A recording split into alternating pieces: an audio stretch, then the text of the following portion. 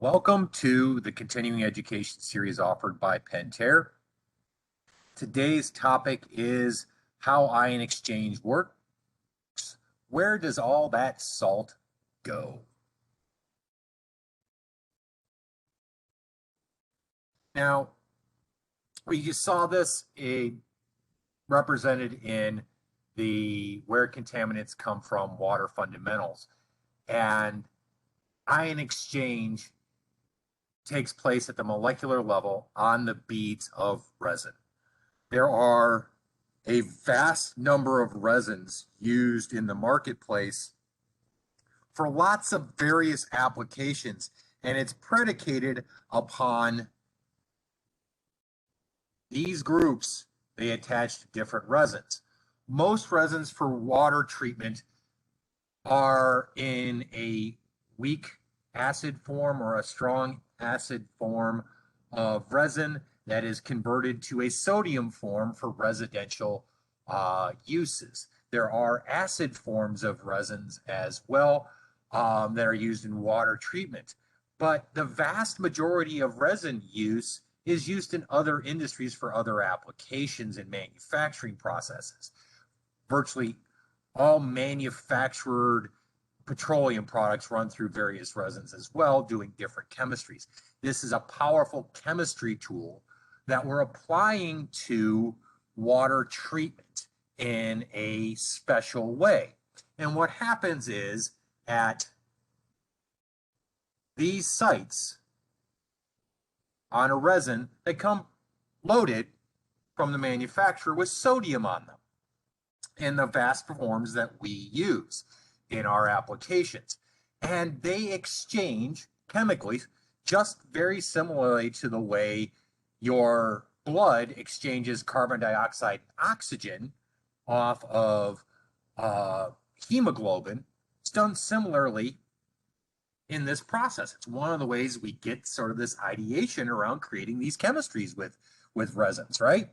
So what we're doing here is physically exchanging sodium ions for hardness or any other metal ion that is more electropositive than sodium. Okay, so there is a selectivity chart for all resins. If it's a sodium form, it will exchange off everything that is more electropositive than others. Now, that is also true of the calcium here. If you had a +3 aluminum or iron in here, it could push off this calcium. So this is a selective process, and depending upon what's overall water makeup will determine what comes out.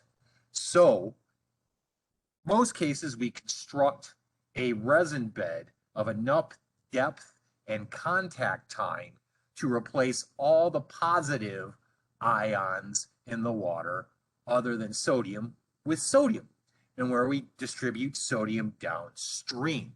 So on the molecular level, this is all science, but what comes out of the tap, it just sort of appears like it's magic. It was hard going in and now it's soft coming out, but it's really chemistry on a fundamental level. And that's what we're managing here, is the chemistry of dissolved metal ions in water.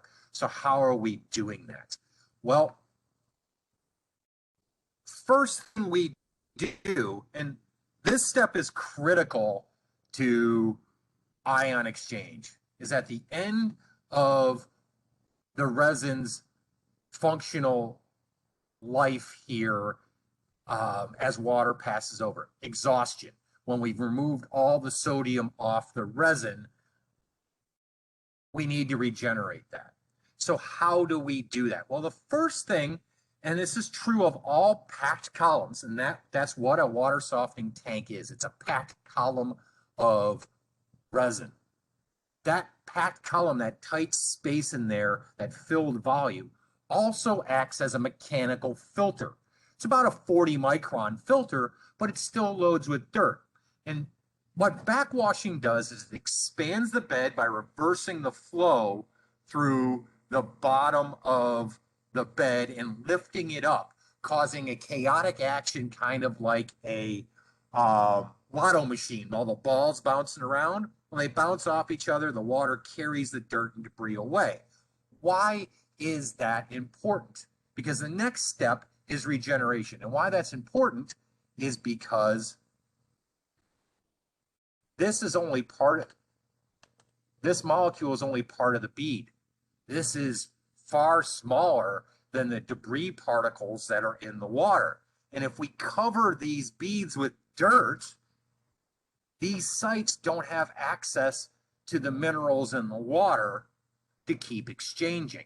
That's why backwash is the critical first step in most ion exchange processes. Even in upflow, we're still pushing the dirt off the top. We're just regenerating from the bottom up rather than the top down. If we're going to do downflow regeneration, we have to do the backwash first to get that dirt off the bed so we can regenerate the bed. Why? Because the resin stratifies by size inside your tank. The biggest beads at the bottom and the smallest beads at top. The smaller beads have more contact with the water and do better exchanging than the large beads at the bottom of the tank, which we use for our reserve capacity. So this is important to get our best functioning resins clean at the top of the tank so we can undergo our exchange kinetics, right? This all gets flushed to drain. We're flushing the dirt out of the tank. We're mixing up the resin. We're getting the dirt off of it so it can be ready to be brined or have sodium chloride introduced to it so it can regenerate. Backwash is critical to this process. The next step is typically what we call brine and slow rinse or brine and rinse cycle. And what we're doing here is taking our reagent, our chemical reagent. In this case, it's sodium chloride. Regenerants can be of a lot of different varieties other than sodium chloride. You can use potassium chloride for people who are overly or a severe sensitivity to sodium levels. You can use hydrochloric acid. You could use vinegar. It's a weak acid. Those will change a resin from a sodium form to an acid form. Why? Because sodium is a more electropositive than the acid is. So what's going to happen is you can convert forms in your own tank if you wanted to, depending upon the reagent you're going to regenerate with. The most common one is sodium chloride. Why? It's cheap, it's convenient, it's available, it's readily available in a solid. Why do we use solid salt instead of a liquid brine in our regeneration processes? You know, where we could create the proper ratio of brine and a liquid and just pump it in. Why? Because shipping liquids is expensive. Shipping water isn't cheap, and it's convenient to carry around dry bags of salt. They store better as well. We put them in a tank where we put in a correct amount of water to dissolve the appropriate amount of salt that we want to use for our regeneration. So this is a bulk storage device that we add a specific amount of water to for each regeneration based on the size of the tank our resin is. Why? Because this is chemistry. We're doing exact amounts of resin that we need to regenerate, and that requires an excess of sodium in a specific amount that's cost effective. Okay, so this is really where dollars and cents of regeneration and salt use and all that come into play. Lots of complexity there we'll go into in the future, but generally what we're going to do is our traffic cop, the valve is going to change positions here, still send water to drain, but that flow runs through a venturi or an inductor or eductor, depending upon the terminology you wish to use, that flows through and creates a vacuum or a pressure differential that causes us to suck the brine out. And in that injector, we mix the concentrated saturated brine solution from our brine tank to a 9 to 11% solution of brine, which is optimal for the regeneration chemistries of removing metals that we've exchanged out on and replacing those with sodium, regenerating it, making it ready to extract more mineral content from new incoming water. So this is where the magic of regeneration takes place. And that first step we saw in those molecules of a resin bead is reversed. Okay, so that's how it goes on. This doesn't happen in exact one-to-one numbers of chemistry. We need an overwhelming amount of sodium to force that chemical reaction we saw in our first slide to go backwards. Okay, chemistry is being manipulated here with salt and concentration. So what happens once we draw all the brine out of the brine tank? This locks down. It seals off the draw from the brine. This is our float check valve, right? Our brine valve here. It stops drawing water, but we're still running water through the inductor and down over the water and back up the center tube. Why? Because we need to push that band of denser salt water through the resin and over it and eventually out, getting all that salt water out of the tank. Why? No one wants to consume salt water, very saturated brine solution. Ugh, not palatable, not consumable, not healthy, right? But also that salt will be extremely corrosive to other metals downstream because chloride is corrosive to steels and coppers. We want to manage how much of the opposite side, the anions, we put into the water as well. That's why we rinse our resin when we're done running brine into the tank. Now, this recovers our capacity, regenerates our resin, gets it ready for our next step. Why? Because at this step, we've loosened up the bed, we've fluidized it, we've made space for the salt to come over and overwhelmingly contact the beads. There's no place for it to really, a bead not to get in contact with salt because we fluffed up the bed. But now we need to pack that bed back down for service. So this is what's happening during the ion exchange process. You have sodium saturating those bond sites on the bead itself, and then as hard water comes in, they get pushed off to service.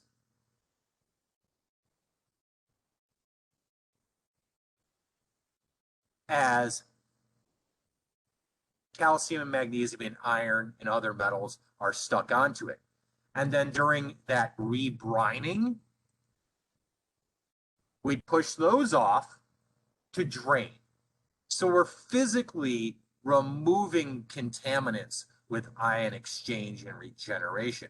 We remove them and attach them to the bead, and then when that resin's exhausted, we flush and remove those contaminants out the drain. So during service cycle, our water softener is actually a storage device for those contaminants until we regenerate it. That's why we don't want them going beyond capacity of their resin, is because we don't want things passing through that we wish to collect here. Sometimes this is as simple as hardness. Sometimes this is other contaminants that may be toxic or have bad health effects that we wish to completely remove from our water supply and send to waste. So we do that and we manage the content of contaminants on our resin with the regeneration process.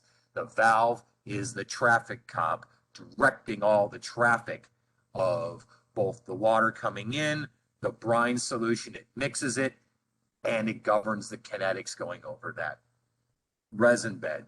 That's why managing the valve, setting it up properly, determines the sex of the resin long term. So after we go through that regeneration process, we've got that fluffed up resin bed. We now have to compact it.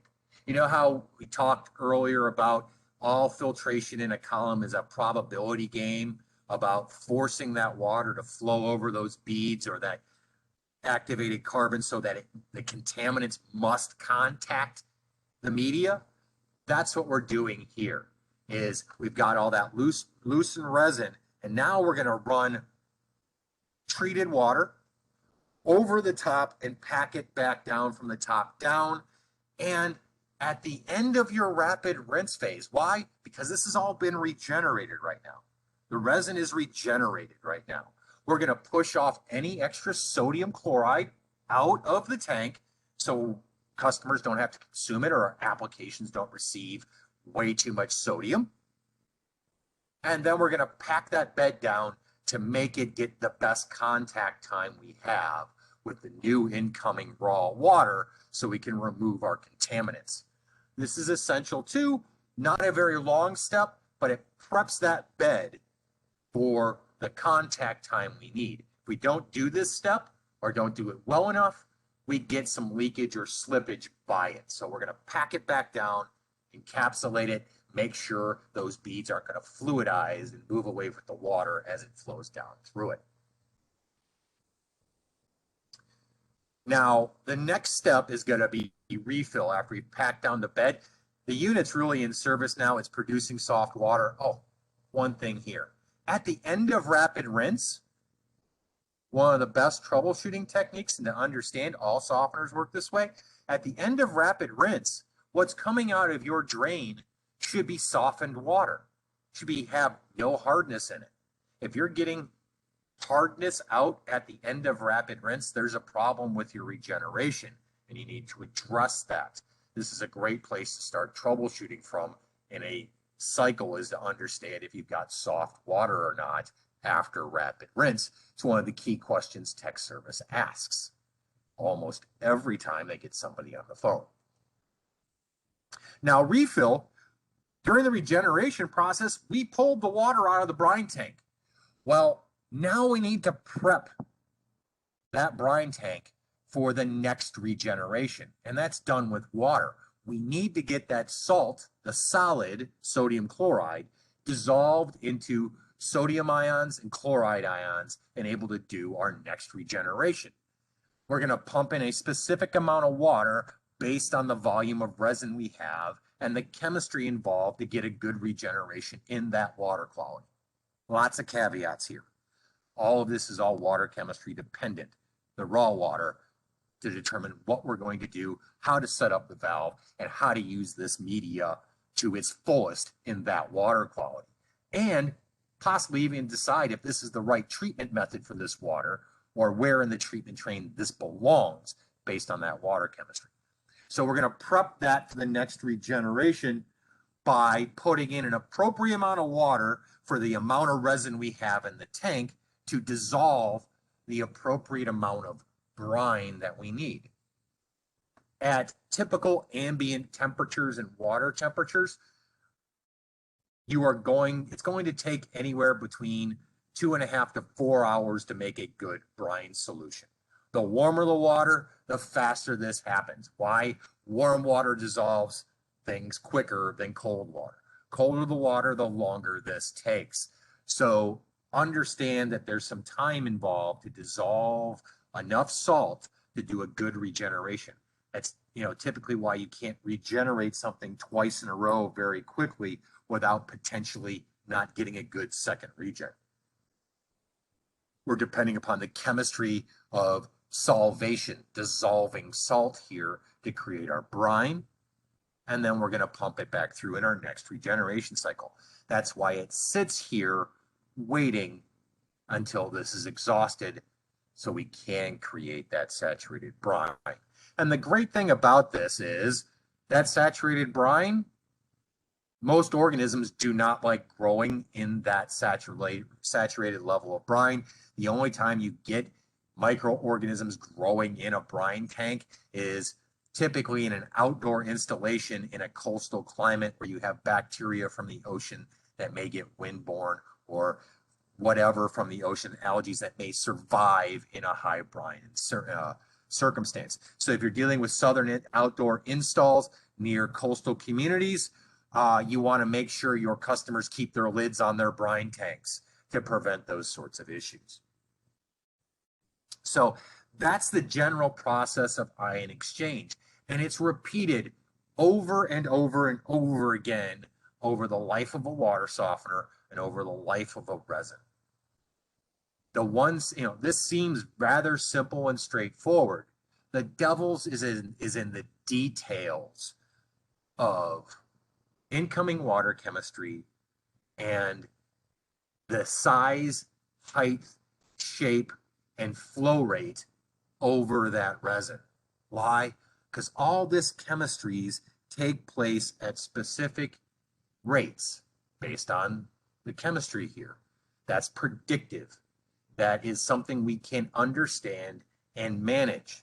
What we do is take that tool, take it to a complex variable environment of municipal or well water, and package it in a way where it will meet expectations most of the time.